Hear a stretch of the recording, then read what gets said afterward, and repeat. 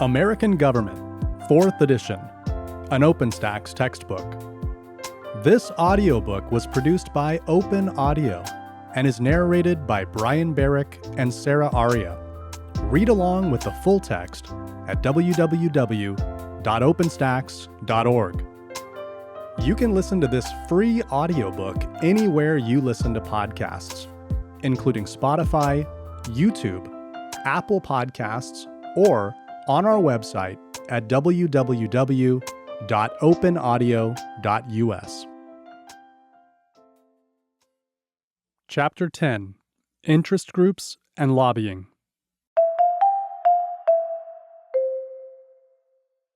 Introduction. The 2010 Patient Protection and Affordable Care Act, ACA, also known as Obamacare, represented a substantial overhaul of the U.S. healthcare system. Given its potential impact, interest group representatives, or lobbyists, from the insurance industry, hospitals, medical device manufacturers, and organizations representing doctors, patients, and employers, all tried to influence what the law would look like and the way it would operate. Ordinary people took to the streets to voice their opinion. Some state governors sued to prevent a requirement in the law that their states expand Medicaid coverage. A number of interest groups challenged the law in court, where 2 Supreme Court decisions have left it largely intact. Interest groups, like those for and against the ACA, play a fundamental role in representing individuals, corporate interests, and the public before the government. They help inform the public and lawmakers about issues, monitor government actions, and promote policies that benefit their interests, using all 3 branches of government at the federal, state, and local levels. In this chapter, we answer several key questions about interest groups. What are they, and why and how do they form? How do they provide avenues for political participation? Why are some groups advantaged by the lobbying of government representatives, while other groups are disadvantaged? Finally, how do interest groups try to achieve their objectives, and how are they regulated?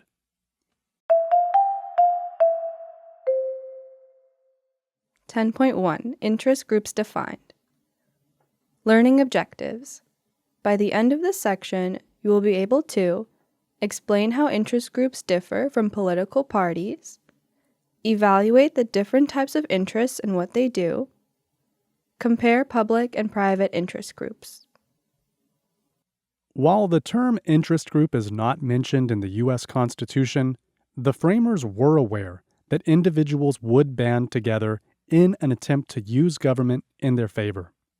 In Federalist No. 10, James Madison warned of the dangers of factions, minorities who would organize around issues they felt strongly about, possibly to the detriment of the majority. But Madison believed limiting these factions was worse than facing the evils they might produce, because such limitations would violate individual freedoms. Instead, the natural way to control factions was to let them flourish and compete against each other. The sheer number of interests in the United States suggests that many have indeed flourished. They compete with similar groups for membership and with opponents for access to decision-makers. Some people suggest there may be too many interests in the United States. Others argue that some have gained a disproportionate amount of influence over public policy, whereas many others are underrepresented. Madison's definition of factions can apply to both interest groups and political parties. But unlike political parties, interest groups do not function primarily to elect candidates under a certain party label or to directly control the operation of the government. Political parties in the United States are generally much broader coalitions that represent a significant proportion of citizens. In the American two-party system, the Democratic and Republican parties spread relatively wide nets to try to encompass large segments of the population. In contrast, while interest groups may support or oppose political candidates, their goals are usually more issue-specific and narrowly focused on areas like taxes, the environment, and gun rights or gun control, or their membership is limited to specific professions.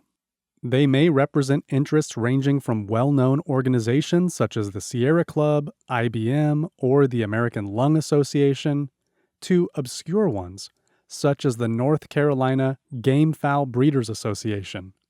Thus, with some notable exceptions, specific interest groups have much more limited membership than do political parties. Political parties and interest groups both work together and compete for influence, although in different ways. While interest group activity often transcends party lines, many interests are perceived as being more supportive of one party than the other. The American Conservative Union, Citizens United, the National Rifle Association, and the National Right to Life are more likely to have relationships with Republican lawmakers than with Democratic ones. Americans for Democratic Action, Campaign for America's Future, and People for the American Way all have stronger relationships with the Democratic Party. Parties and interest groups do compete with each other, however, often for influence. At the state level, we typically observe an inverse relationship between them in terms of power. Interest groups tend to have greater influence in states where political parties are comparatively weaker. What are interest groups, and what do they want? Definitions abound when it comes to interest groups, which are sometimes referred to as special interests, interest organizations, pressure groups, or just interests. Most definitions specify that interest group indicates any formal association of individuals or organizations that attempt to influence government decision-making and/or the making of public policy. Often, this influence is exercised by a lobbyist or a lobbying firm. Formally, a lobbyist is someone who represents the interest organization before the government, is usually compensated for doing so, and is required to register with the government in which they lobby, whether state or federal. The lobbyist's primary goal is usually to influence policy. Most interest organizations engage in lobbying activity to achieve their objectives. As you might expect, the interest hires a lobby, employs one internally, or has a member volunteer to lobby on its behalf. For present purposes, we might restrict our definition to the relatively broad one in the Lobbying Disclosure Act. This act requires the registration of lobbyists representing any interest group and devoting more than 20% of their time to it. Clients and lobbying firms must also register with the federal government based on similar requirements. Moreover, campaign finance laws require disclosure of campaign contributions given to political candidates by organizations. Lobbying is not limited to Washington, D.C., however, and many interests lobby there, as well as in one or more states. Each state has its own laws describing which individuals and entities must register. So, the definitions of lobbyists and interests, and what lobbying is and who must register to do it, also vary from state to state. Therefore, while a citizen contacting a lawmaker to discuss an issue is generally not viewed as lobbying, an organization that devotes a certain amount of time and resources to contacting lawmakers may be classified as lobbying, depending on local, state, and federal law. Largely for this reason, there is no comprehensive list of all interest groups to tell us how many there are in the United States. Estimates of the number vary widely, suggesting that if we use a broad definition and include all interests at all levels of government, there may be more than 200,000. Following the passage of the Lobbying Disclosure Act in 1995, we had a much better understanding of the number of interests registered in Washington, D.C. However, it was not until several years later that we had a complete count and categorization of the interests registered in each of the 50 states. Political scientists have categorized interest groups in a number of ways. First, interest groups may take the form of membership organizations, which individuals join voluntarily and to which they usually pay dues. Membership groups often consist of people who have common issues or concerns, or who want to be with others who share their views. The National Rifle Association, NRA, is a membership group consisting of members who promote gun rights. For those who advocate greater regulation of access to firearms, such as background checks to gun purchases, the Brady United Against Gun Violence is a membership organization that weighs in on the other side of the issue. Interest groups may also form to represent companies, corporate organizations, and governments. These groups do not have individual members, but rather are offshoots of corporate or governmental entities with a compelling interest to be represented in front of one or more branches of the government. Verizon and Coca-Cola will register to lobby in order to influence policy in a way that benefits them. These corporations will either have one or more in-house lobbyists who work for one interest group or firm and represent their organization in a lobbying capacity, and or will hire a contract lobbyist, individuals who work for firms that represent a multitude of clients, and are often hired because of their resources and their ability to contact and lobby lawmakers to represent them before the legislature. Governments such as municipalities and executive departments such as the Department of Education register to lobby in an effort to maximize their share of budgets or increase their level of autonomy. These government institutions are represented by a legislative liaison, whose job is to present issues to decision makers. For example, a state university usually employs a lobbyist, legislative liaison, or government affairs person to represent its interest before the legislature. This includes lobbying for a given university's share of the budget or for its continued autonomy from lawmakers and other state-level officials who may attempt to play a greater oversight role. In 2015, 13 states had their higher education budgets cut from the previous year, and nearly all states have seen some cuts to higher education funding since the recession began in 2008. In 2015, as in many states, universities and community colleges in Mississippi lobbied the legislature over pending budget cuts. These examples highlight the need for universities and state university systems to have representation before the legislature. On the federal level, universities may lobby for research funds from government departments. For example, the Departments of Defense and Homeland Security may be willing to fund scientific research that might better enable them to defend the nation. Interest groups also include associations, which are typically groups of institutions that join with others, often within the same trade or industry, trade associations, and have similar concerns. The American Beverage Association includes Coca-Cola, Red Bull North America, Rockstar, and Kraft Foods. Despite the fact that these companies are competitors, they have common interests related to the manufacturing, bottling, and distribution of beverages, as well as the regulation of their business activities.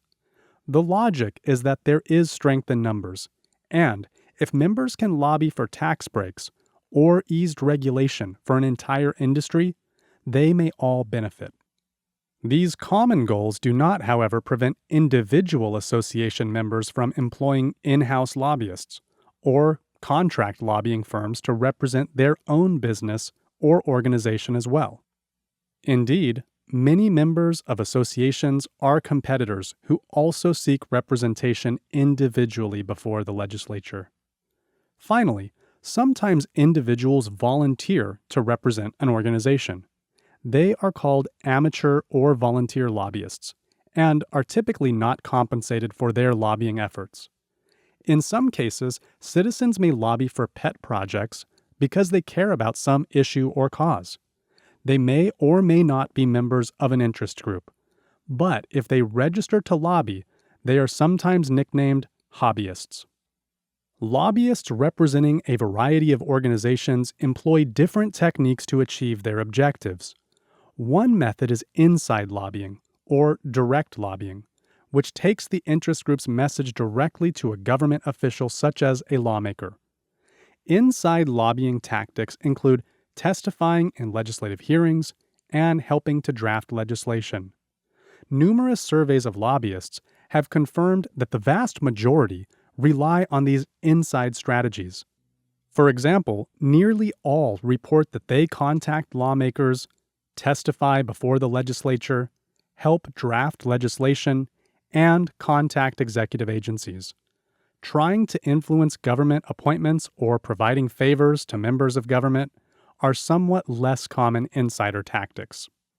Many lobbyists also use outside lobbying or indirect lobbying tactics, whereby the interest attempts to get its message out to the public. These tactics include issuing press releases, placing stories and articles in the media, entering coalitions with other groups, and contacting interest group members, hoping that they will individually pressure lawmakers to support or oppose legislation. An environmental interest group like the Sierra Club, for example, might issue a press release or encourage its members to contact their representatives in Congress about legislation of concern to the group. It might also use outside tactics if there is a potential threat to the environment and the group wants to raise awareness among its members and the public. Members of Congress are likely to pay attention when many constituents contact them about an issue or proposed bill. Many interest groups, including the Sierra Club, will use a combination of inside and outside tactics in their lobbying efforts, choosing whatever strategy is most likely to help them achieve their goals. The primary goal of most interests, no matter their lobbying approach, is to influence decision makers and public policies. For example, National Right to Life, an anti-abortion interest group, lobbies to encourage government to enact laws that restrict abortion access, while Naral Pro-Choice America lobbies to promote the right of women to have safe choices about abortion. Environmental interests like the Sierra Club lobby for laws designed to protect natural resources and minimize the use of pollutants. On the other hand, some interests lobby to reduce regulations that an organization might view as burdensome. Air and water quality regulations designed to improve or protect the environment may be viewed as onerous by industries that pollute as a byproduct of their production or manufacturing process. Other interests lobby for budgetary allocations. The farm lobby, for example, pressures Congress to secure new farm subsidies or maintain existing ones. Farm subsidies are given to some farmers because they grow certain crops, and to other farmers so they will not grow certain crops. As expected, any bill that might attempt to alter these subsidies raises the antennae of many agricultural interests. Interest group functions. While influencing policy is the primary goal, interest groups also monitor government activity, serve as a means of political participation for members, and provide information to the public and to lawmakers. According to the National Conference of State Legislatures, 36 states have laws requiring that voters provide identification at the polls. A civil rights group like the National Association for the Advancement of Colored People, NAACP, will keep track of proposed voter identification bills in state legislatures that might have an effect on voting rights. This organization will contact lawmakers to voice approval or disapproval of proposed legislation, inside lobbying, and encourage group members to take action by either donating money to it or contacting lawmakers about the proposed bill, outside lobbying. Thus, a member of the organization or a citizen concerned about voting rights need not be an expert on the legislative process or the technical or legal details of a proposed bill to be informed about potential threats to voting rights. Other interest groups function in similar ways. For example, the NRA monitors attempts by state legislatures to tighten gun control laws. Interest groups facilitate political participation in a number of ways. Some members become active within a group, working on behalf of the organization to promote its agenda. Some interests work to increase membership, inform the public about issues the group deems important, or organize rallies and promote get-out-the-vote efforts. Sometimes groups will utilize events to mobilize existing members or encourage new members to join. For example, following Barack Obama's presidential victory in 2008, the NRA used the election as a rallying cry for its supporters, and it continued to attack the president on the issue of guns, despite the fact that gun rights had in some ways expanded over the course of the Obama presidency. Interest groups also organize letter-writing campaigns, stage protests, and sometimes hold fundraisers for their cause or even for political campaigns. Some interests are more broadly focused than others. AARP, formerly the American Association of Retired Persons, has approximately 38 million members and advocates for individuals 50 and over on a variety of issues, including healthcare, insurance, employment, financial security, and consumer protection. This organization represents both liberals and conservatives, Democrats and Republicans, and many who do not identify with these categorizations. On the other hand, the Association of Black Cardiologists is a much smaller and far narrower organization. Over the last several decades, some interest groups have sought greater specialization and have even fragmented. As you may imagine, the Association of Black Cardiologists is more specialized than the American Medical Association, which tries to represent all physicians regardless of race or specialty. Public versus private interest groups. Interest groups and organizations represent both private and public interests in the United States. Private interests usually seek particularized benefits from government that favor either a single interest or a narrow set of interests. For example, corporations and political institutions may lobby government for tax exemptions, fewer regulations, or favorable laws that benefit individual companies or an industry more generally. Their goal is to promote private goods. Private goods are items individuals can own, including corporate profits. An automobile is a private good. When you purchase it, you receive ownership. Wealthy individuals are more likely to accumulate private goods, and they can sometimes obtain private goods from governments, such as tax benefits, government subsidies, or government contracts. On the other hand, public interest groups attempt to promote public or collective goods.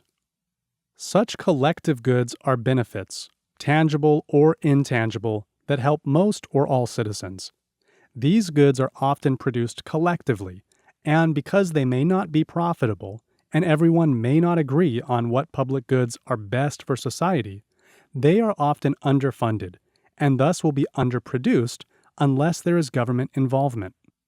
The Tennessee Valley Authority, a government corporation, provides electricity in some places where it is not profitable for private firms to do so. Other examples of collective goods are public safety, highway safety, public education, and environmental protection.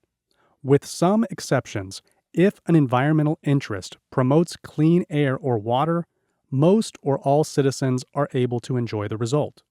So, if the Sierra Club encourages Congress to pass legislation that improves national air quality, citizens receive the benefit regardless of whether they are members of the organization or even support the legislation. Many environmental groups are public interest groups that lobby for and raise awareness of issues that affect large segments of the population. As the clean air example earlier suggests, collective goods are generally non-excludable, meaning all or most people are entitled to the public good and cannot be prevented from enjoying it. Furthermore, collective goods are generally not subject to crowding, so that even as the population increases, people still have access to the entire public good. Thus, the military does not protect citizens only in Texas and Maryland, while neglecting those in New York and Idaho, but instead it provides the collective good of national defense equally to citizens in all states. As another example, even as more cars use a public roadway, under most circumstances, additional drivers still have the option of using the same road. High occupancy vehicle lanes may restrict some lanes of a highway for drivers who do not carpool.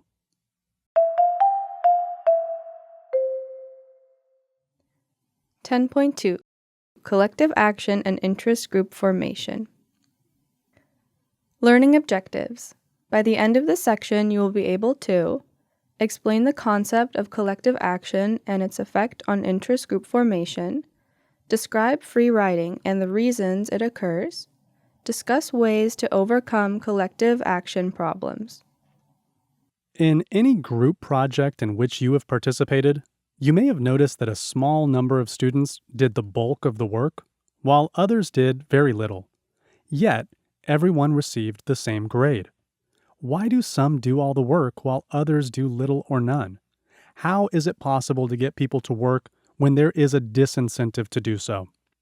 This situation is an example of a collective action problem, and it exists in government as well as in public and private organizations. Whether it is Congress trying to pass a budget or an interest group trying to motivate members to contact lawmakers, organizations must overcome collective action problems to be productive. This is especially true of interest groups, whose formation and survival depend on members doing the necessary work to keep the group funded and operating. Collective action and free riding. Collective action problems exist when people have a disincentive to take action. In his classic work, The Logic of Collective Action, economist Menker Olson discussed the conditions under which collective action problems would exist, and he noted that they were prevalent among organized interests. People tend not to act when the perceived benefit is insufficient to justify the costs associated with engaging in the action. Many citizens may have concerns about the appropriate level of taxation, gun control, or environmental protection, but these concerns are not necessarily strong enough for them to become politically active. In fact, most people take no action on most issues, either because they do not feel strongly enough or because their action will likely have little bearing on whether a given policy is adopted. Thus, there is a disincentive to call your member of Congress, because rarely will a single phone call sway a politician on an issue. Why do some students elect to do little on a group project? The answer is that they likely prefer to do something else and realize they can receive the same grade as the rest of the group without contributing to the effort. This result is often termed the free rider problem, because some individuals can receive benefits, get a free ride, without helping to bear the cost. When National Public Radio, NPR, engages in a fundraising effort to help maintain the station, many listeners will not contribute. Since it is unlikely that any one listener's donation will be decisive in whether NPR has adequate funding to continue to operate, most listeners will not contribute to the costs, but instead will free ride and continue to receive the benefits of listening. Collective action problems and free riding occur in many other situations as well. If union membership is optional, and all workers will receive a salary increase regardless of whether they make the time and money commitment to join, some workers may free ride. The benefits sought by unions, such as higher wages, collective bargaining rights, and safer working conditions, are often enjoyed by all workers regardless of whether they are members. Therefore, free riders can receive the benefit of the pay increase without helping defray the cost by paying dues, attending meetings or rallies, or joining protests. If free riding is so prevalent, why are there so many interest groups, and why is interest group membership so high in the United States? One reason is that free riding can be overcome in a variety of ways.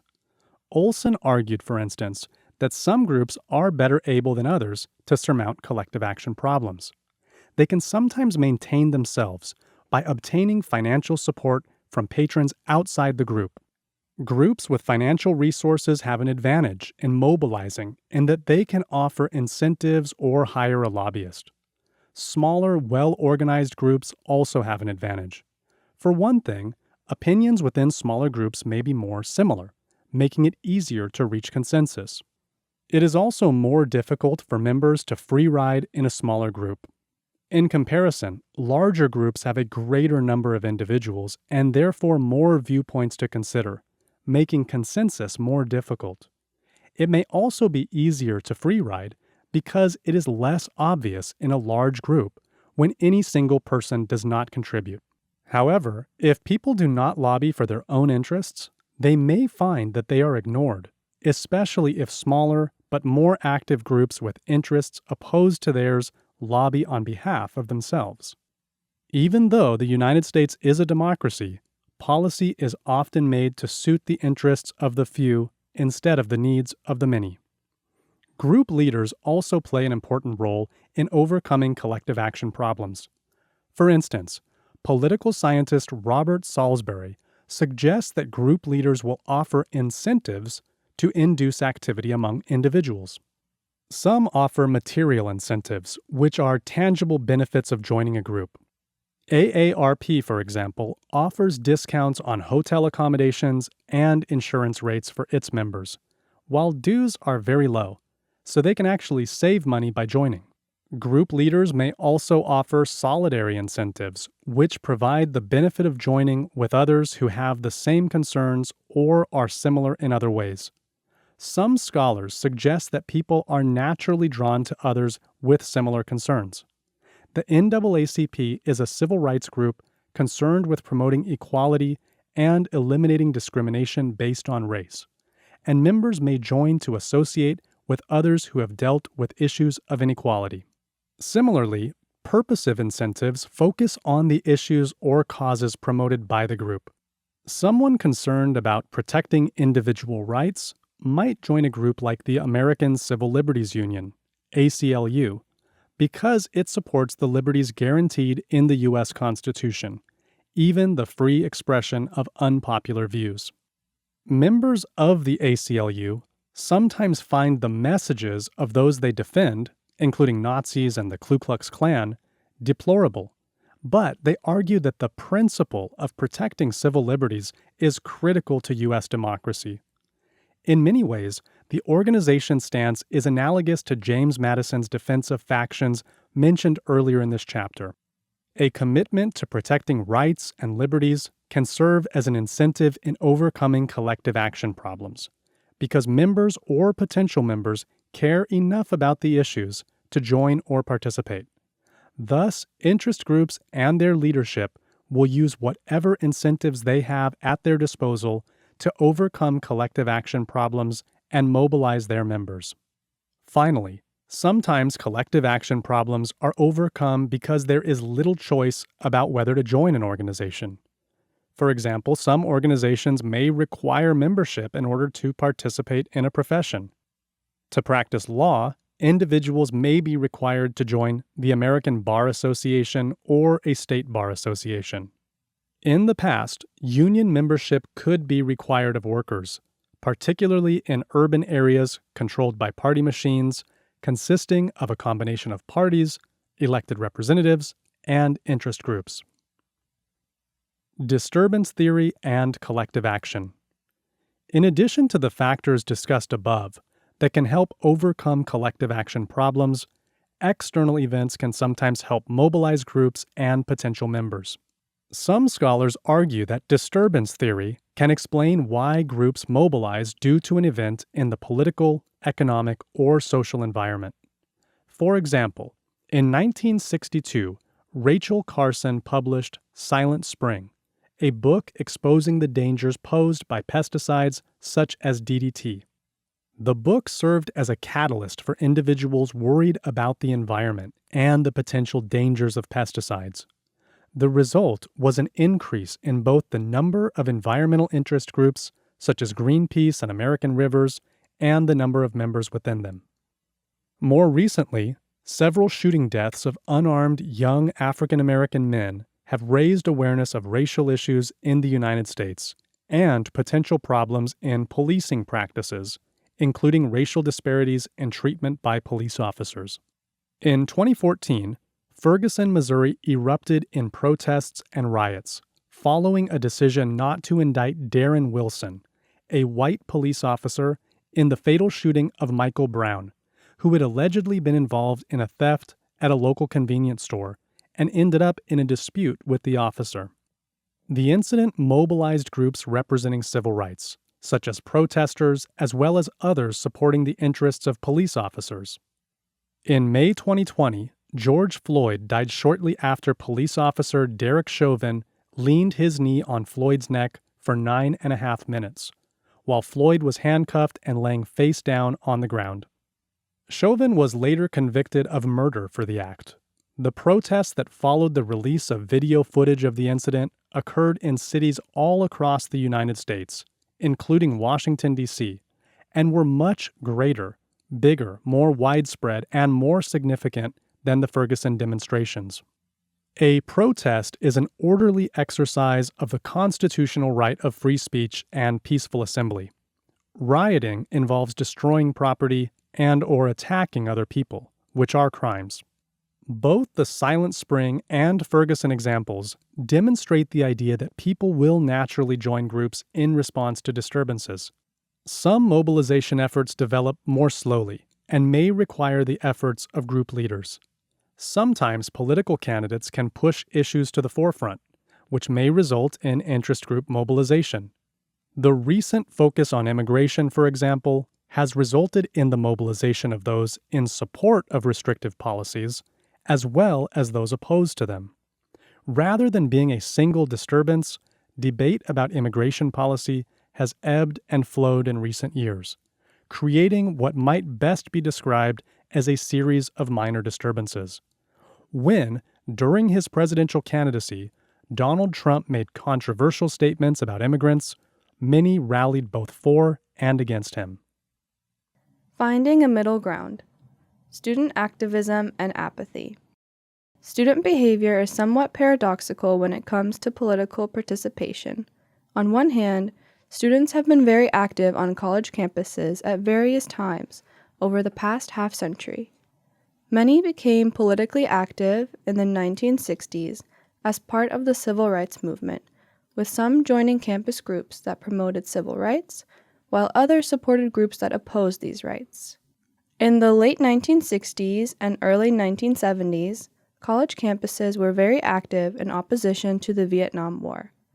More recently, in 2015, students at the University of Missouri protested against the university system president, who was accused of not taking racial issues at the university seriously.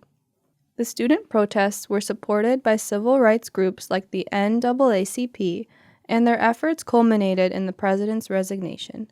In April 2021, hundreds of students, faculty, and staff gathered at the University of Richmond to protest the names of two campus buildings, one named after an enslaver and one after a segregationist. Yet at the same time, students participate by voting and joining groups at lower rates than members of other age cohorts. Why is it the case that students can play such an important role in facilitating political change in some cases, while at the same time they are typically less active than other demographic groups? Are there groups on campus that represent issues important to you? If not, find out what you could do to start such a group.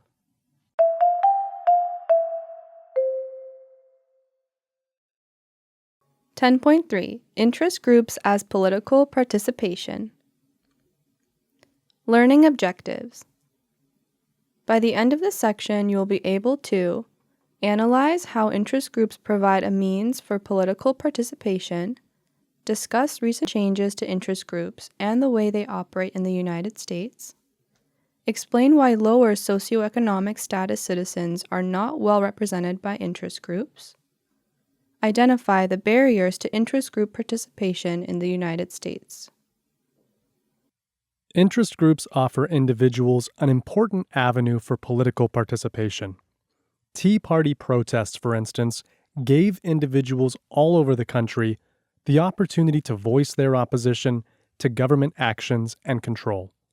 Likewise, the Black Lives Matter movement also gave a voice to individuals and communities frustrated with unequal treatment from police officers. Individually, the protesters would likely have received little notice. But by joining with others, they drew substantial attention in the media and from lawmakers. While the Tea Party movement might not meet the definition of interest groups presented earlier, its aims have been promoted by established interest groups. Other opportunities for participation that interest groups offer or encourage include voting, campaigning, contacting lawmakers, and informing the public about causes. Group participation as civic engagement. Joining interest groups can help facilitate civic engagement, which allows people to feel more connected to the political and social community. Some interest groups develop as grassroots movements, which often begin from the bottom up among a small number of people at the local level. Interest groups can amplify the voices of such individuals through proper organization and allow them to participate in ways that would be less effective or even impossible alone or in small numbers. The Tea Party is an example of a so-called astroturf movement because it is not, strictly speaking, a grassroots movement. Many trace the party's origins to groups that champion the interests of the wealthy, such as Americans for Prosperity and Citizens for a Sound Economy.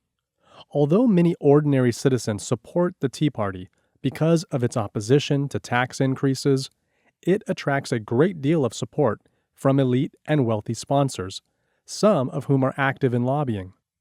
The FreedomWorks Political Action Committee, for example, is a conservative advocacy group that has supported the Tea Party movement. FreedomWorks is an offshoot of the interest group Citizens for a Sound Economy, which was founded by billionaire industrialists David H. and Charles D. Koch in 1984. According to political scientists Jeffrey Berry and Clyde Wilcox, interest groups provide a means of representing people and serve as a link between them and government. Interest groups also allow people to actively work on an issue in an effort to influence public policy. Another function of interest groups is to help educate the public. Someone concerned about the environment may not need to know what an acceptable level of sulfur dioxide is in the air, but by joining an environmental interest group, they can remain informed when air quality is poor or threatened by legislative action. A number of education-related interests have been very active following cuts to education spending in many states, including North Carolina, Mississippi, and Wisconsin, to name a few. Interest groups also help frame issues, usually in a way that best benefits their cause. Abortion rights advocates often use the term pro-choice to frame abortion as an individual's private choice to be made free of government interference, while an anti-abortion group might use the term pro-life to frame its position as protecting the life of the unborn. Pro-life groups often label their opponents as pro-abortion rather than pro-choice, a distinction that can affect the way the public perceives the issue. Similarly, scientists and others who believe that human activity has had a negative effect on the Earth's temperature and weather patterns attribute such phenomena as the increasing frequency and severity of storms to climate change. Industrialists and their supporters refer to alterations in the Earth's climate as global warming. Those who dispute that such a change is taking place can thus point to blizzards and low temperatures as evidence that the Earth is not becoming warmer. Interest groups also try to get issues on the government agenda and to monitor a variety of government programs. Following the passage of the ACA, numerous interest groups have been monitoring the implementation of the law, hoping to use successes and failures to justify their positions for and against the legislation. Those opposed have utilized the court system to try to alter or eliminate the law, or have lobbied executive agencies or departments that have a role in the law's implementation. Similarly, teachers' unions, parent-teacher organizations, and other education-related interests monitored initial implementation and ongoing operations of the No Child Left Behind Act, NCLB, promoted and signed into law by President George W. Bush in 2002. That law was replaced in 2015 with the Every Student Succeeds Act, due in part to continual lobbying by teacher unions who tired of the stronger federal role that NCLB necessitated. Interest groups have increasingly utilized digital means to have attention paid to their causes. Perhaps most piercing in effect over recent years is the use of so-called hashtag activism. The hashtag is a visible part of life on Twitter, and key hashtags have induced press coverage and press taglines. The most visible such use was likely the Me Too movement, which snowballed quickly as famous woman after famous woman confirmed that they too had faced harassment. Milestone. Interest groups as a response to riots. The LGBTQ, lesbian, gay, bisexual, transgender, and queer or questioning movement owes a great deal to the gay rights movement of the 1960s and 1970s, and in particular to the 1969 riots at the Stonewall Inn in New York's Greenwich Village. These were a series of confrontational responses to a police raid on the bar and regular police harassment, humiliation, and abuse of LGBTQ people. The riots culminated in a number of arrests, but also raised awareness of the struggles faced by members of the LGBTQ community. The events are also recognized as a turning point in LGBTQ identity, when many people began moving from a life of secrecy to a more public one, leading to increased cultural acceptance and securing of rights. The Stonewall Inn has recently been granted landmark status by New York City's Landmarks Preservation Commission. The Castro District in San Francisco, California, was also home to a significant LGBTQ community during the same time period. In 1978, the community was shocked when Harvey Milk, a gay local activist and sitting member of San Francisco's Board of Supervisors, was assassinated by a former city supervisor due to political differences. This resulted in protests in San Francisco and other cities across the country, and the mobilization of interests concerned about gay and lesbian rights. Today, advocacy interest organizations like the Human Rights Campaign are at the forefront in supporting members of the LGBTQ community and popularizing a number of relevant issues. They played an active role in the effort to legalize same-sex marriage in individual states and later nationwide. Now that same-sex marriage is legal, these organizations and others are dealing with issues related to continuing discrimination against members of this community. One current debate centers around whether an individual's religious freedom allows that individual to deny services to members of the LGBTQ community. This question reached a fever pitch over discussions about restroom facilities for transgender individuals.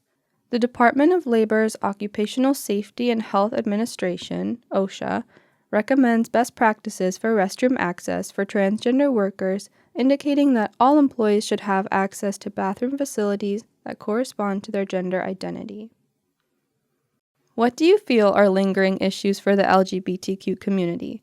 What approaches could you take to help increase attention and support for gay, lesbian, bisexual, and transgender rights?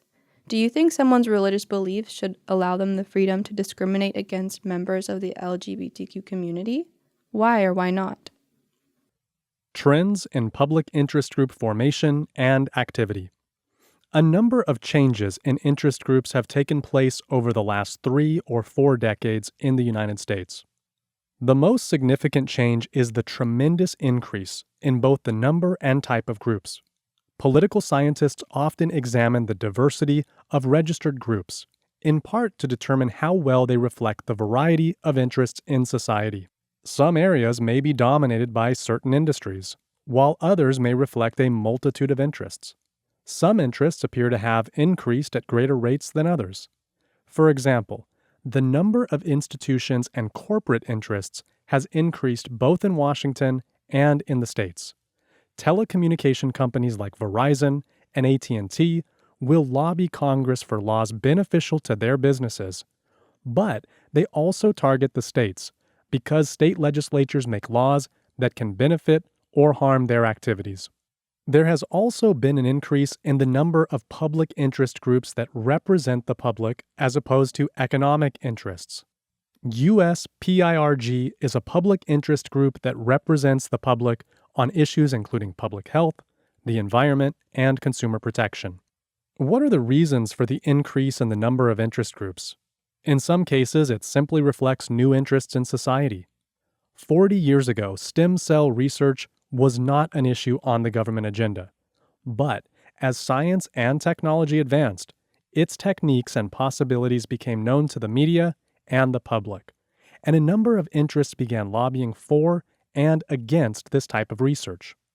Medical research firms and medical associations will lobby in favor of greater spending and increased research on stem cell research, while some religious organizations and anti-abortion groups will oppose it. As societal attitudes change and new issues develop, and as the public becomes aware of them, we can expect to see the rise of interests addressing them. The devolution of power also explains some of the increase in the number and type of interests, at least at the state level. As power and responsibility shifted to state governments in the 1980s, the states began to handle responsibilities that had been under the jurisdiction of the federal government. A number of federal welfare programs, for example, are generally administered at the state level.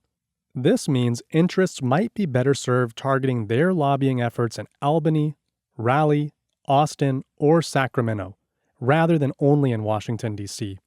As the states have become more active in more policy areas, they have become prime targets for interests wanting to influence policy in their favor. We have also seen increased specialization by some interests and even fragmentation of existing interests. While the American Medical Association may take a stand on stem cell research, the issue is not critical to the everyday activities of many of its members. On the other hand, stem cell research is highly salient to members of the American Neurological Association, an interest organization that represents academic neurologists and neuroscientists. Accordingly, different interests represent the more specialized needs of different specialties within the medical community. But fragmentation can occur when a large interest like this has diverging needs. Such was also the case when several unions split from the AFL-CIO, American Federation of Labor Congress of Industrial Organizations, the nation's largest federation of unions, in 2005. Improved technology and the development of social media have made it easier for smaller groups to form and to attract and communicate with members. The use of the internet to raise money has also made it possible for even small groups to receive funding. None of this suggests that an unlimited number of interests can exist in society. The size of the economy has a bearing on the number of interests, but only up to a certain point, after which the number increases at a declining rate. As we will see, the limit on the number of interests depends on the available resources and levels of competition. Over the last few decades, we have also witnessed an increase in professionalization in lobbying and in the sophistication of lobbying techniques. This was not always the case, because lobbying was not considered a serious profession in the mid-20th century. Over the past 3 decades, there has been an increase in the number of contract lobbying firms. These firms are often effective because they bring significant resources to the table. Their lobbyists are knowledgeable about the issues on which they lobby, and they may have existing relationships with lawmakers. In fact, relationships between lobbyists and legislators are often ongoing, and these are critical if lobbyists want access to lawmakers.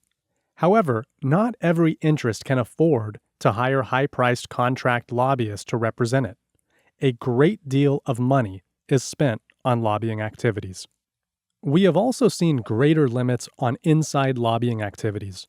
In the past, many lobbyists were described as good old boys, who often provided gifts or other favors in exchange for political access or other considerations. Today, restrictions limit the types of gifts and benefits lobbyists can bestow on lawmakers. There are certainly fewer good old boy lobbyists, and many lobbyists are now full-time professionals. The regulation of lobbying will be addressed in greater detail.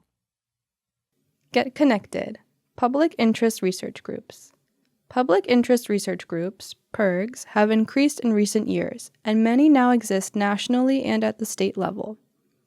PIRGs represent the public in a multitude of issue areas, ranging from consumer protection to the environment, and like other interests, they provide opportunities for people to make a difference in the political process. PIRGs try to promote the common or public good, and most issues they favor affect many or even all citizens.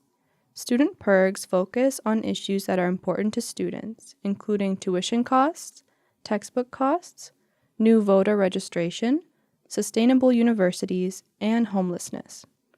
Consider the cost of a college education. You may want to research how education costs have increased over time. Are cost increases similar across universities and colleges? Are they similar across states? What might explain similarities and differences in tuition costs?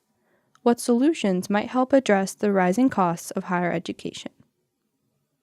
How can you get involved in the drive for affordable college education?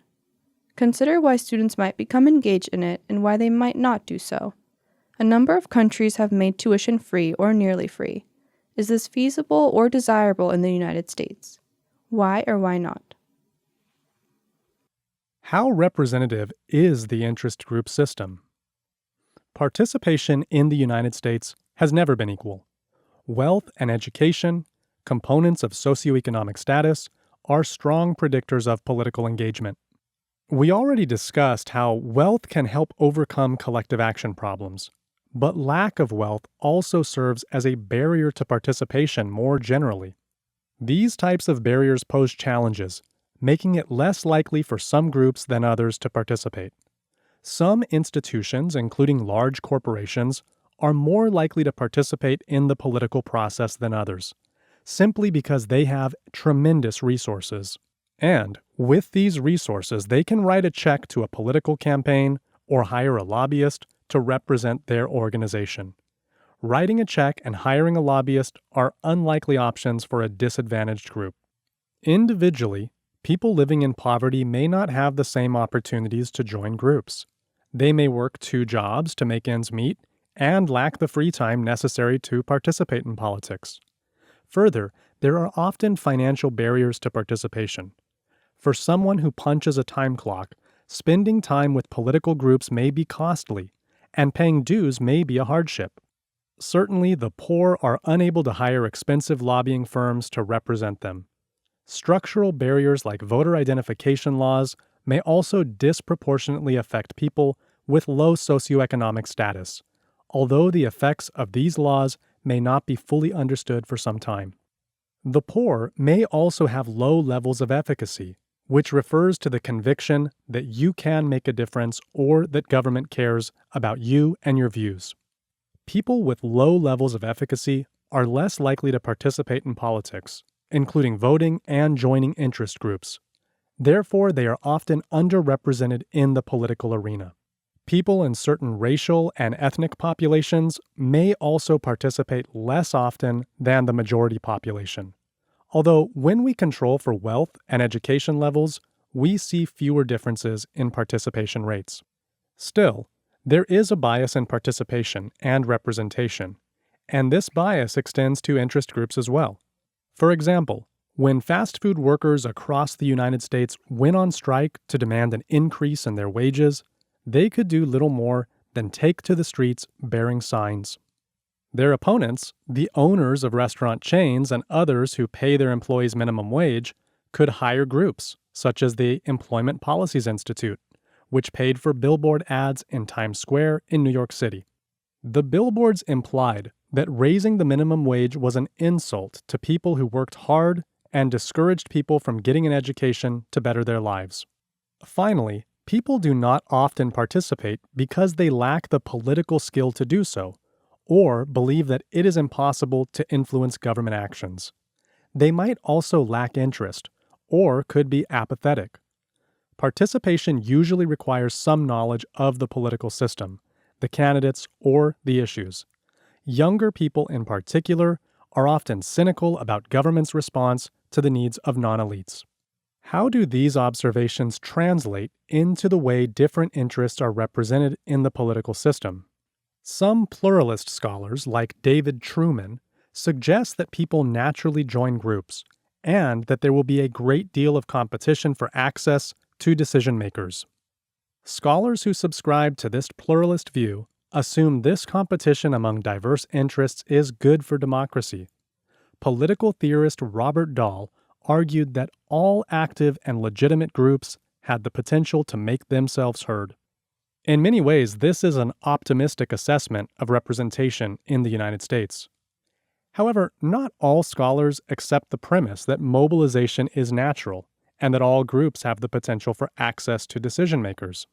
The elite critique suggests that certain interests, typically businesses and the wealthy, are advantaged and that policies more often reflect their wishes than anyone else's. Political scientist E. Schattschneider noted that the flaw in the pluralist heaven is that the heavenly chorus sings with a strong upper-class accent. A number of scholars have suggested that businesses and other wealthy interests are often overrepresented before government, and that poorer interests are at a comparative disadvantage. For example, as we've seen, wealthy corporate interests have the means to hire in-house lobbyists or high-priced contract lobbyists to represent them. They can also afford to make financial contributions to politicians, which at least may grant them access.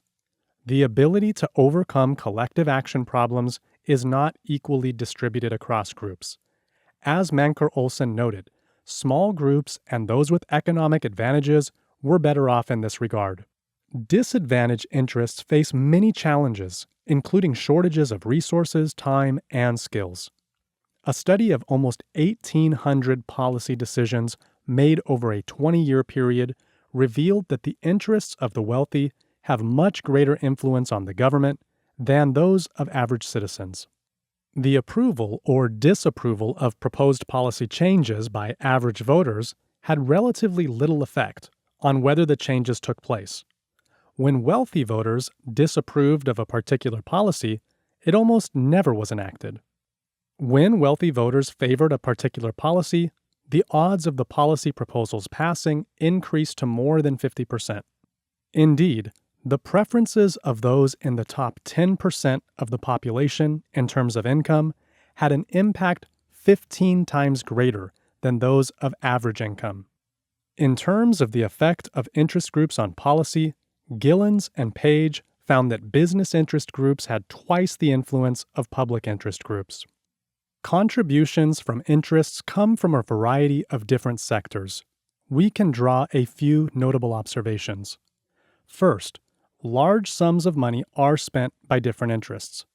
Second, many of these interests are business sectors, including the real estate sector, the insurance industry, businesses, and law firms. Interest group politics are often characterized by whether the groups have access to decision makers and can participate in the policymaking process.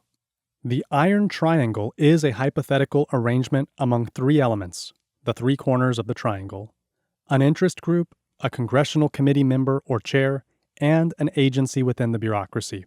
Each element has a symbiotic relationship with the other two, and it is difficult for those outside the triangle to break into it. The congressional committee members, including the chair, rely on the interest group for campaign contributions and policy information, while the interest group needs the committee to consider laws favorable to its view. The interest group and the committee need the agency to implement the law, while the agency needs the interest group for information and the committee for funding and autonomy in implementing the law. An alternate explanation of the arrangement of duties carried out in a given policy area by interest groups, legislators, and agency bureaucrats is that these actors are the experts in that given policy area. Hence, perhaps they are the ones most qualified to process policy in the given area. Some view the iron triangle idea as outdated. Hugh Hecklow of George Mason University has sketched a more open pattern he calls an issue network that includes a number of different interests and political actors that work together in support of a single issue or policy. Some interest group scholars have studied the relationship among a multitude of interest groups and political actors, including former elected officials, the way some interests form coalitions with other interests, and the way they compete for access to decision makers. Some coalitions are long-standing, while others are temporary. Joining coalitions does come at a cost, because it can dilute preferences and split potential benefits that the groups attempt to accrue. Some interest groups will even align themselves with opposing interests if the alliance will achieve their goals. For example, left-leaning groups might oppose a state lottery system because it disproportionately hurts the poor, who participate in this form of gambling at higher rates, while right-leaning groups might oppose it because they view gambling as a sinful activity. These opposing groups might actually join forces in an attempt to defeat the lottery. While most scholars agree that some interests do have advantages, others have questioned the overwhelming dominance of certain interests. Additionally, neo-pluralist scholars argue that certainly some interests are in a privileged position, but these interests do not always get what they want. Instead, their influence depends on a number of factors in the political environment, such as public opinion, political culture, competition for access, and the relevance of the issue. Even wealthy interests do not always win if their position is at odds with the wish of an attentive public. And if the public cares about the issue, politicians may be reluctant to defy their constituents. If a prominent manufacturing firm wants fewer regulations on environmental pollutants, and environmental protection is a salient issue to the public, the manufacturing firm may not win in every exchange, despite its resource advantage. We also know that when interests mobilize, opposing interests often counter-mobilize, which can reduce advantages of some interests. Thus, the conclusion that businesses, the wealthy, and elites win in every situation is overstated. A good example is the recent dispute between fast food chains and their employees. During the spring of 2015, workers at McDonald's restaurants across the country went on strike and marched in protest of the low wages the fast food giant paid its employees. Despite the opposition of restaurant chains and claims by the National Restaurant Association that increasing the minimum wage would result in the loss of jobs, in September 2015, the state of New York raised the minimum wage for fast food employees to $15 per hour, an amount to be phased in over time. Buoyed by this success, fast food workers in other cities continued to campaign for a pay increase, and many low-paid workers have promised to vote for the politicians who plan to boost the federal minimum wage.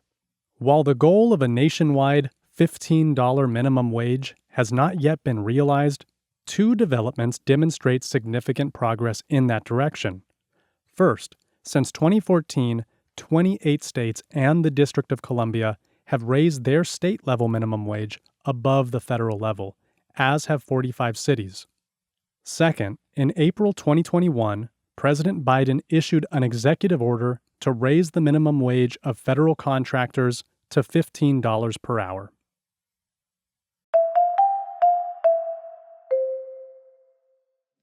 (10.4) Pathways of Interest Group Influence. Learning objectives. By the end of this section, you will be able to describe how interest groups influence the government through elections, explain how interest groups influence the government through the governance processes. Many people criticize the huge amounts of money spent in politics. Some argue that interest groups have too much influence on who wins elections, while others suggest influence is also problematic when interests try to sway politicians in office. There is little doubt that interest groups often try to achieve their objectives by influencing elections and politicians, but discovering whether they have succeeded in changing minds is actually challenging because they tend to support those who already agree with them. Influence in elections. Interest groups support candidates who are sympathetic to their views in hopes of gaining access to them once they are in office. For example, an organization like the NRA will back candidates who support Second Amendment rights. Both the NRA and the Brady United Against Violence, an interest group that favors background checks for firearm purchases, have grading systems that evaluate candidates and states based on their records of supporting these organizations. To garner the support of the NRA, candidates must receive an A+ rating for the group. In much the same way, Americans for Democratic Action, a liberal interest group, and the American Conservative Union, a conservative interest group, both rate politicians based on their voting records on issues these organizations view as important. These ratings, and those of many other groups, are useful for interests and the public in deciding which candidates to support and which to oppose. Incumbents have electoral advantages in terms of name recognition, experience, and fundraising abilities, and they often receive support because interest groups want access to the candidate who is likely to win. Some interest groups will offer support to the challenger, particularly if the challenger better aligns with the interest's views or the incumbent is vulnerable. Sometimes interest groups even hedge their bets and give to both major party candidates for a particular office, in the hopes of having access regardless of who wins. Some interest groups form political action committees, PACs, groups that collect funds from donors and distribute them to candidates who support their issues.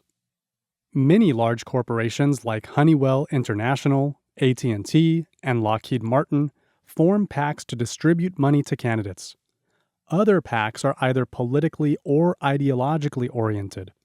For example, the MoveOn.org PAC is a progressive group that formed following the impeachment trial of President Bill Clinton, whereas GoPAC is a Republican PAC that promotes state and local candidates of that party. PACs are limited in the amount of money that they can contribute to individual candidates or to national party organizations.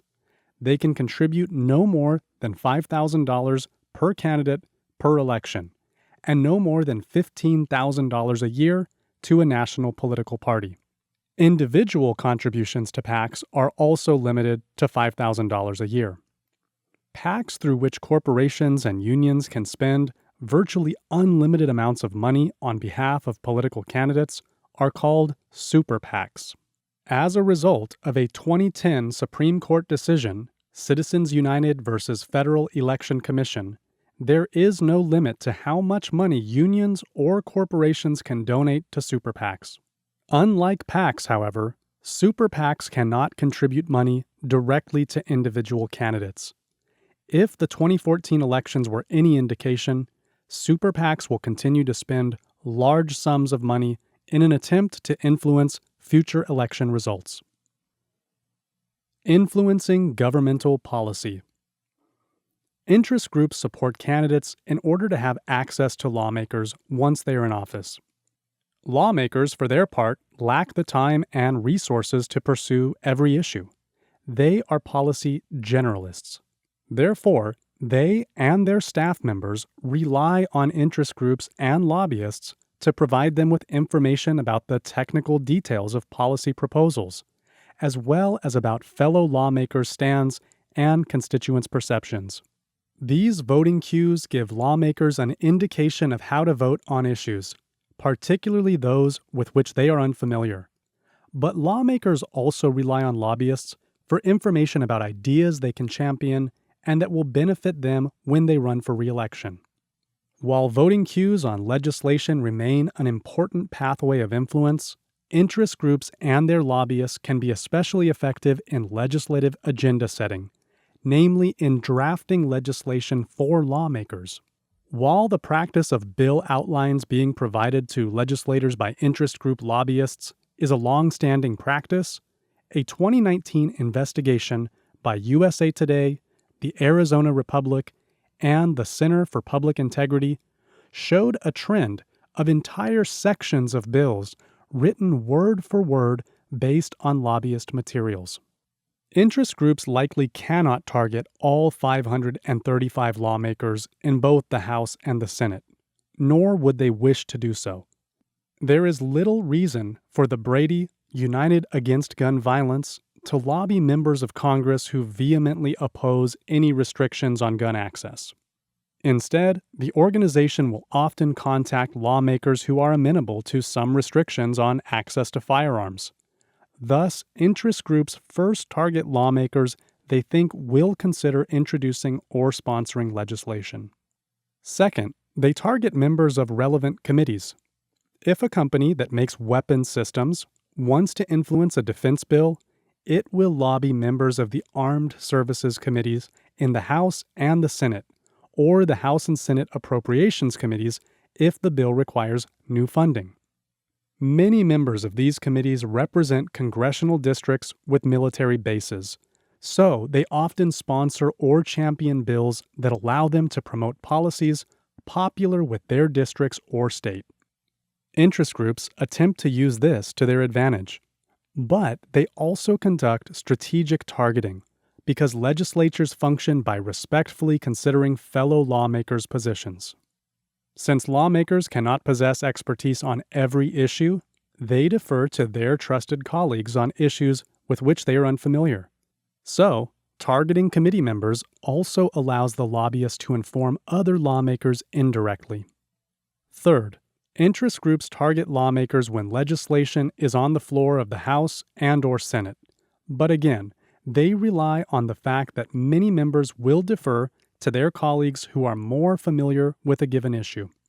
Finally, since legislation must pass both chambers in identical form, interest groups may target members of the conference committees whose job it is to iron out differences across the chambers.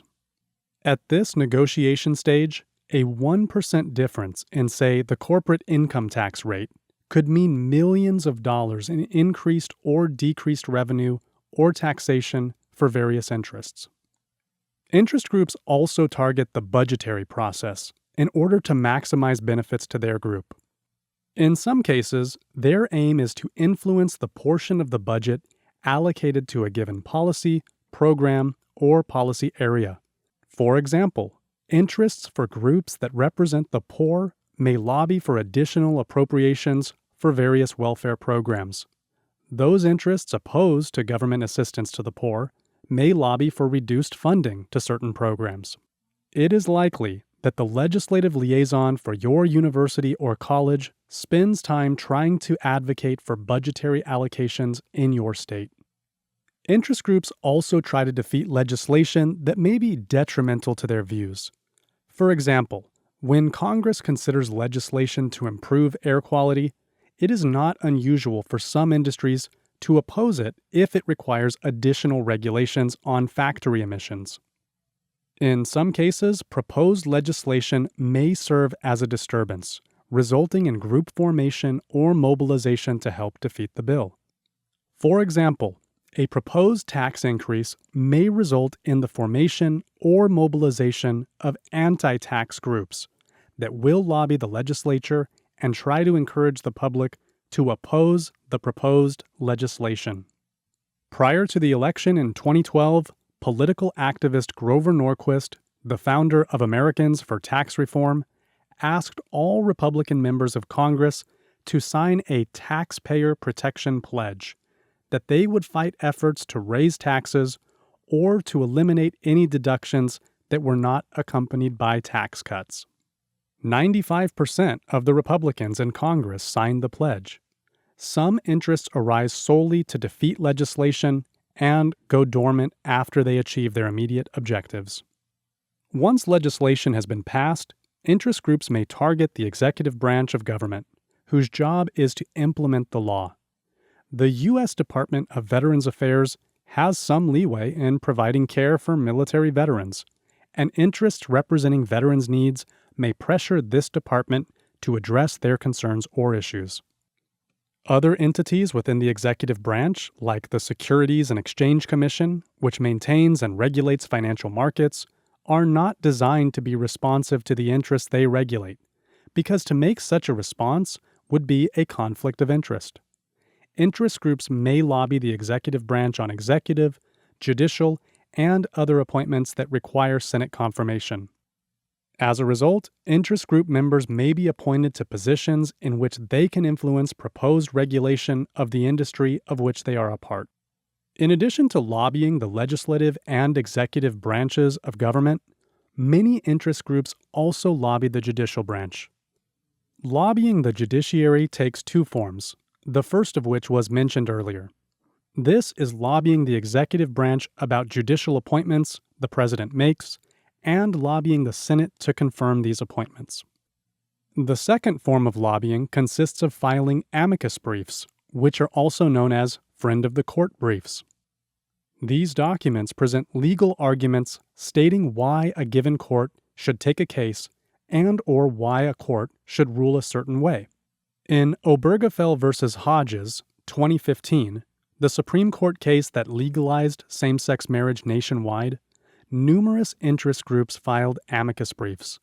For example, the Human Rights Campaign filed a brief arguing that the 14th Amendment's due process and equal protection clauses required that same-sex couples be afforded the same rights to marry as opposite-sex couples. In a 5-4 decision, the U.S. Supreme Court agreed.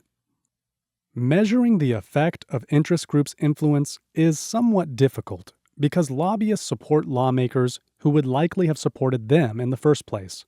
Thus, National Right to Life, an anti-abortion interest group, does not generally lobby lawmakers who favor abortion rights. Instead, it supports lawmakers and candidates who have professed pro-life positions. While some scholars note that lobbyists sometimes try to influence those on the fence or even their enemies, most of the time they support like-minded individuals. Thus, contributions are unlikely to sway lawmakers to change their views. What they do buy is access, including time with lawmakers. The problem for those trying to assess whether interest groups influence lawmakers, then, is that we are uncertain what would happen in the absence of interest group contributions. For example, we can only speculate what the ACA might have looked like had lobbyists from a host of interests not lobbied on the issue.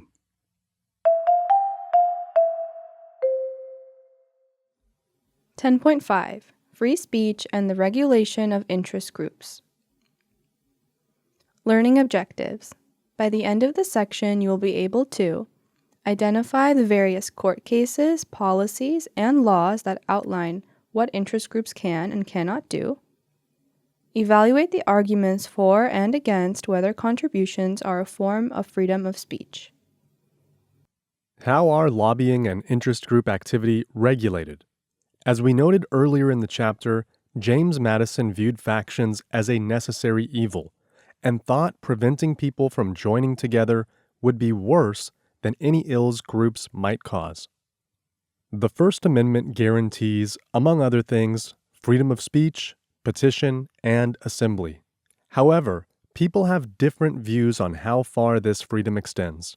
For example, should freedom of speech as afforded to individuals in the U.S. Constitution also apply to corporations and unions?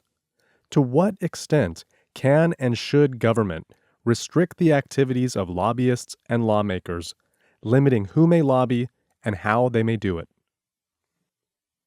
Interest groups and free speech. Most people would agree that interest groups have a right under the Constitution to promote a particular point of view.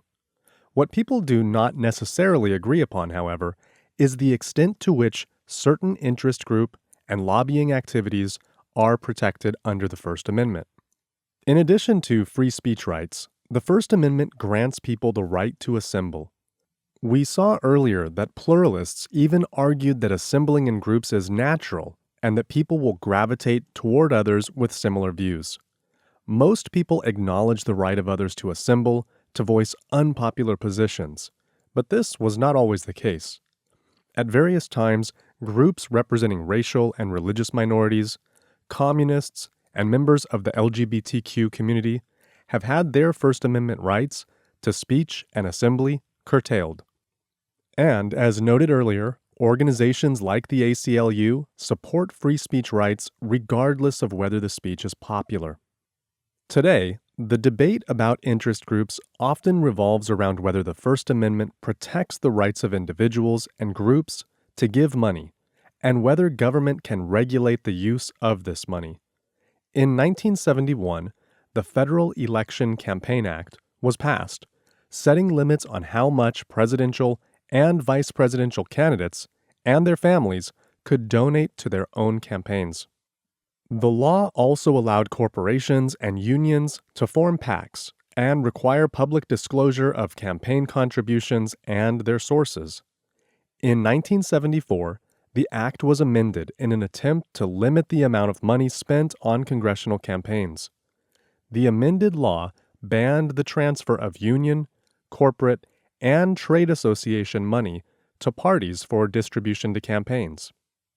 In Buckley v. Vallejo, 1976, the Supreme Court upheld Congress's right to regulate elections by restricting contributions to campaigns and candidates.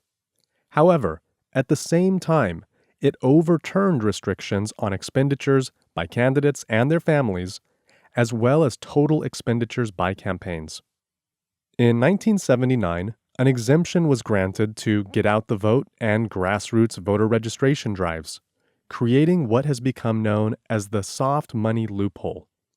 Soft money was a way in which interests could spend money on behalf of candidates without being restricted by federal law.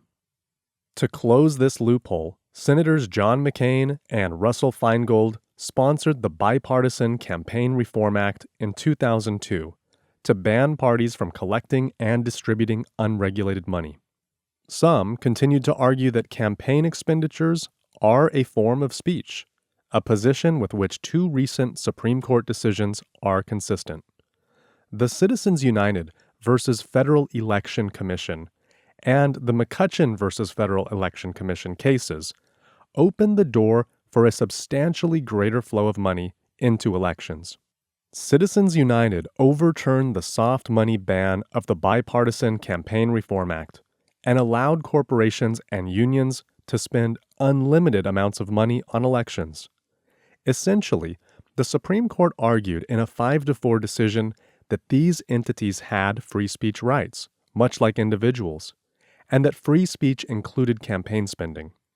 The McCutcheon decision further extended spending allowances based on the First Amendment by striking down aggregate contribution limits. These limits put caps on the total contributions allowed, and some say have contributed to a subsequent increase in groups and lobbying activities. Insider perspective, the Koch brothers. Beginning in the 1980s, conservative billionaires Charles and David Koch became increasingly active in U.S. elections. Until David's death in August 2019, the brothers together ran Koch Industries, a multinational corporation that manufactures and produces a number of products including paper, plastics, petroleum-based products, and chemicals. In the 2012 election, the Koch brothers and their affiliates spent nearly $400 million supporting Republican candidates. Many people have suggested that this spending helped put many Republicans in office. The Kochs and their related organizations plan to raise and spend nearly $900 million on the 2016 elections. However, Koch Industries' spending in that cycle amounted to only $11.4 million. The amounts for the 2018 midterms and 2020 general election were $12.1 million and $14.6 million, respectively. Critics have accused them and other wealthy donors of attempting to buy elections. However, others point out that their activities are legal according to current campaign finance laws and recent Supreme Court decisions, and that these individuals, their companies, and their affiliates should be able to spend what they want politically. As you might expect, there are wealthy donors on both the political left and the right who will continue to spend money on U.S. elections. Some critics have called for a constitutional amendment restricting spending that would overturn recent Supreme Court decisions. Do you agree, as some have argued, that the Constitution protects the ability to donate unlimited amounts of money to political candidates as a First Amendment right? Is spending money a form of exercising free speech? If so, does a PAC have this right? Why or why not? Regulating lobbying and interest group activity. While the Supreme Court has paved the way for increased spending in politics, lobbying is still regulated in many ways. the 1995 Lobbying Disclosure Act defined who can and cannot lobby, and requires lobbyists and interest groups to register with the federal government. The Honest Leadership and Open Government Act of 2007 further increased restrictions on lobbying. For example, the act prohibited contact between members of Congress and lobbyists who were the spouses of other Congress members. The laws broadened the definition of lobbyist and required detailed disclosure of spending on lobbying activity, including who is lobbied and what bills are of interest. In addition, President Biden's Executive Order 13989 broadened regulations on federal employees by prohibiting appointees in the executive branch from accepting gifts from lobbyists, by requiring them to sign an ethics pledge, and lessens the revolving door by disallowing lobbying for 2 years after they leave the administration. The states also have their own registration requirements, with some defining lobbying broadly and others more narrowly. Second, the federal and state governments prohibit certain activities like providing gifts to lawmakers and compensating lobbyists with commissions for successful lobbying. Many activities are prohibited to prevent accusations of vote buying or currying favor with lawmakers. Some states, for example, have strict limits on how much money lobbyists can spend on lobbying lawmakers, or on the value of gifts lawmakers can accept from lobbyists. According to the Honest Leadership and Open Government Act, lobbyists must certify that they have not violated the law regarding gift giving, and the penalty for knowingly violating the law increased from a fine of $50,000 to one of $200,000. Also, revolving door laws also prevent lawmakers from lobbying government immediately after leaving public office. Members of the House of Representatives cannot register to lobby for a year after they leave office, while senators have a 2-year cooling-off period before they can officially lobby. Former cabinet secretaries must wait the same period of time after leaving their positions before lobbying the department of which they had been the head. These laws are designed to restrict former lawmakers from using their connections in government to give them an advantage when lobbying. Still, many former lawmakers do become lobbyists, including former Senate Majority Leader Trent Lott and former House Minority Leader Richard Gephardt. Third, governments require varying levels of disclosure about the amount of money spent on lobbying efforts. The logic here is that lawmakers will think twice about accepting money from controversial donors. The other advantage to disclosure requirements is that they promote transparency. Many have argued that the public has a right to know where candidates get their money. Candidates may be reluctant to accept contributions from donors affiliated with unpopular interests, such as hate groups. This was one of the key purposes of the Lobbying Disclosure Act and comparable laws at the state level. Finally, there are penalties for violating the law. Lobbyists and, in some cases, government officials can be fined, banned from lobbying, or even sentenced to prison. While state and federal laws spell out what activities are legal and illegal, the attorneys general and prosecutors responsible for enforcing lobbying regulations may be understaffed, have limited budgets, or face backlogs of work, making it difficult for them to investigate or prosecute alleged transgressions. While most lobbyists do comply with the law, exactly how the laws alter behavior is not completely understood. We know the laws prevent lobbyists from engaging in certain behaviors, such as by limiting campaign contributions or preventing the provision of certain gifts to lawmakers.